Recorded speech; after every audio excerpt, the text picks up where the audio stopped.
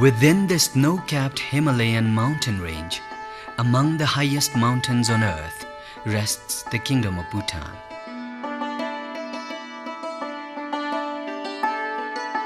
A mystical, peaceful sanctuary steeped in a long Buddhist tradition that influences all earthly activities. Zhabdrung Ngawang Namgyal, a Lama of the Drukpa sect, is revered as the founder of Bhutan. As temporal and spiritual leader, he unified the country in the 17th century, in part by constructing a series of fortresses called dzongs. These dzongs have remained dominant features of both the landscape and life.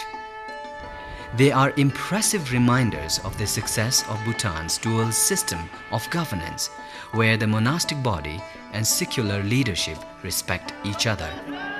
The death of the Zhabdrung was followed by 200 years of civil war between rival factions, which lasted until the end of the 19th century. Then, in the heart of Bhutan, in Tongsa, another major figure rose to unify the country once again. On December 17, 1907, Ugyen Wangchuck, the Tongsa Penlop, was elected king by both the secular leadership and high lamas. With his crowning, Bhutan had formally transitioned from a theocracy to a hereditary monarchy. His Majesty Ugyen Wangchuck was a visionary leader and a statesman. He had two major accomplishments during his reign. First, he was able to unify the country internally. And second, he was able to gain external recognition for Bhutan as a sovereign kingdom. His Majesty Ugyen Wangchuck passed away in 1926.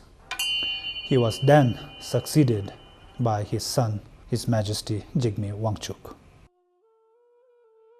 He undertook major tax reforms because he found out that the people of Bhutan were heavily burdened with lots of in-kind taxation paid to the central government. Under the reign of His Majesty Jigme Wangchuck, which ended in 1952, the people of Bhutan enjoyed peace and stability. When the second king passed away in 1952, the kingdom was still isolated. It was the third king, His Majesty Jigme Dorji Wangchuck, who introduced Bhutan to the world. While keeping sacred Bhutan's traditions and culture, he helped pave the way for progress. He believed strongly in education for the people and established a formal public education system for the country. To this day, I have thoughts and dreams of serving His Majesty like he was present now.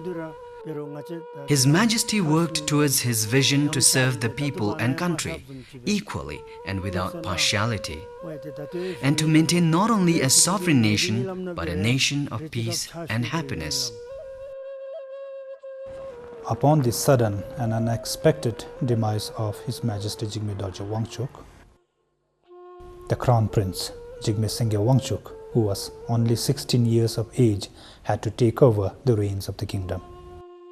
Truly a people's king, His Majesty is well known for his development philosophy, gross national happiness. The four pillars of GNH are preservation and promotion of culture, environmental conservation, good governance, and economic development.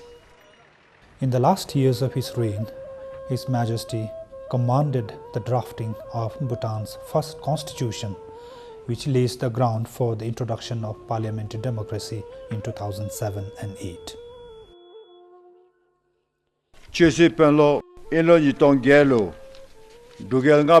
I would also like our people to know that the Chöche Penlop will be enthroned as the fifth Drukgyalpo in 2008.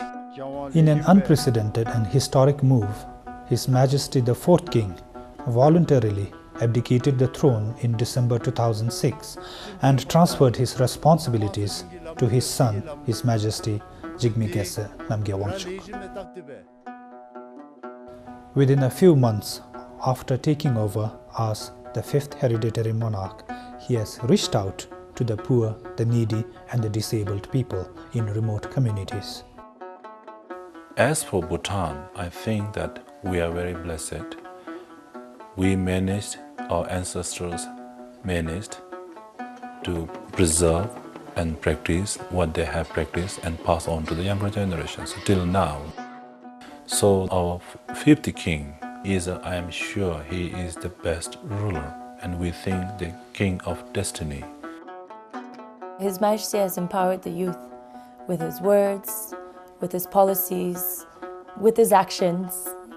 He's always encouraged them to step up, to realize that the future lies in our hands and that we can make a difference.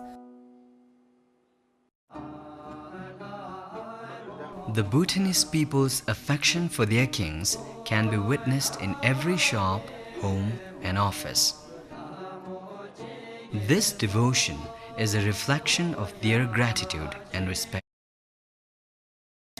for the monarchy.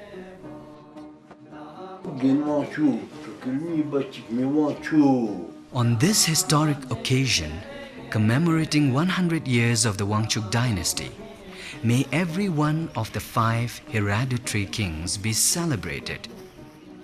For each has, in his own way, guided the people of Bhutan in carrying the honor and love they hold for their country from generation to generation.